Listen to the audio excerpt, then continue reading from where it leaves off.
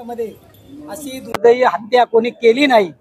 ज्याप्रमाणे वाल्मिक कराडने देशमुख कुटुंबाला जे सरपंच आहे त्याची निर्गुणपणे हत्या करून त्यांच्यावर ज्यावेळेस त्यांनी पाणी मागितलं त्याच्यावरती त्यांनी सर्वांनी लघुशंका केली आणि अशा प्रकारे त्याच्या शरीराच्या एक एक भागाला अक्षरशः निर्गुणपणे त्याची हत्या केली। आणि धनंजय मुंडे अशा माणसाला पाळतोय आज।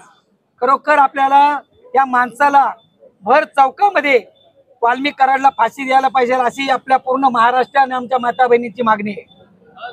या प्रकारे धनंजय मुंडेंच्या जवळचा मानले जातात, मात्र त्यांना कुठे वाचवण्याचा प्रयत्न दिसून येतात का?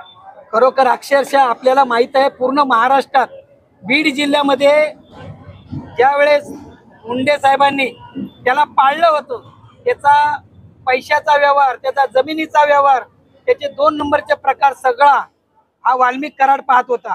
आणि आता यावेळी मुंडे साहेबांना माहित असताना देखील त्याला पाठीशी घालून पूर्ण वाचवण्याचा प्रयत्न केला।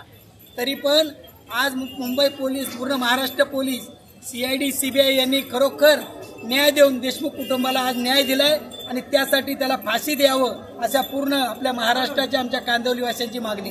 काय सांगाल याच्या पूर्ण हत्येच्या मागे सूत्रधार कोण होता असं देखील सांगण्यात येतं, काय सांगाल? ही राजकीय लोकच आहे ना या सूत्राच्या मागे होती। ते 2 नंबरचे यांचे प्रकार होते, रेतीचा व्यवसाय असू दे, जमिनीचा व्यवसाय असू दे, त्याच्यातून ही हत्या घडली। आणि बीड जिल्ह्यामध्ये देशमुख कुटुंबाला खरोखर आज ते 2 महिन्यापासून रोडवर बसलेलं कुटुंब आहे आणि त्याला न्याय मिळण्यासाठी त्या लोकांनी जो संघर्ष केला आणि महाराष्ट्राच्या जनतेने त्याला प्रतिसाद दिला, त्यामुळे आज मुंडे साहेबांना राजीनामा द्यावा लागला।